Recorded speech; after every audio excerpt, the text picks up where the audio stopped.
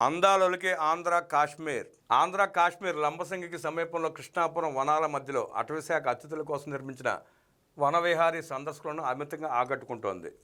కూటమి ప్రభుత్వం వనవిహారీలో సందర్శకులకు అదనపు సదుపాయాలు అందుబాటులోకి తీసుకొచ్చింది. దీంతో పర్యాటకులు వనవిహారీలో బస చేసేందుకు ఆసక్తి చూపుతున్నారు. ఆంధ్ర కాశ్మీర్ లంబసింగికి 5 ఏళ్లుగా పర్యాటకుల దాకిడి విపరీతంగా పెరిగింది.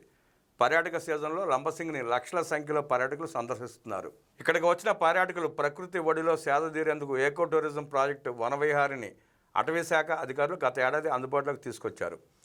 లంబసింగికి 6 కిలోమీటర్ల దూరంలో చింతపల్లి నర్సీపట్నం ప్రధాన రహదారికి ఆనుకుని ఉన్న పైన్ తోటల్లో ఈ ప్రాజెక్టును నిర్మించారు. కృష్ణాపురం పైన్ తోటలు పర్యాటకులను అమితంగా ఆకట్టుకుంటున్నాయి.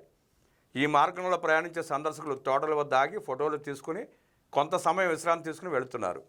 ఈ విషయాన్ని గుర్తించిన అటవీశాఖ ఉన్నతాధికారులు కృష్ణాపురం పైన్ తోటల వద్ద ఏకో టూరిజం ప్రాజెక్టు వనవిహారిని అందుబాటులోకి తీసుకొచ్చారు. గత ఏడాది రాష్ట్ర ప్రభుత్వం విడుదల చేసిన 25 లక్షల రూపాయలతో సహజ సిద్ధంగా ప్రకృతి అందాలను ఆస్వాదించేందుకు అనువుగా వనవిహారిని రూపొందించారు.